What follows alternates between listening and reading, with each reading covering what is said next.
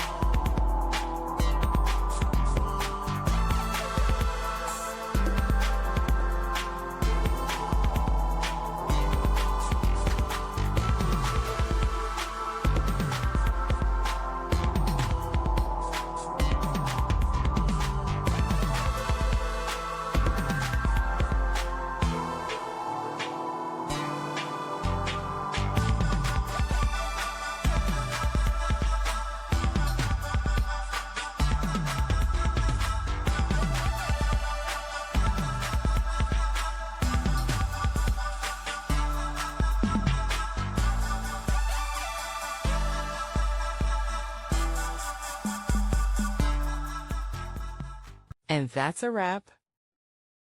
I hope you found the answer you were looking for. If you did, take a second to hit that subscribe button. It really helps out. And let me know in the comments which solution worked best for you. See you next time in the debug zone.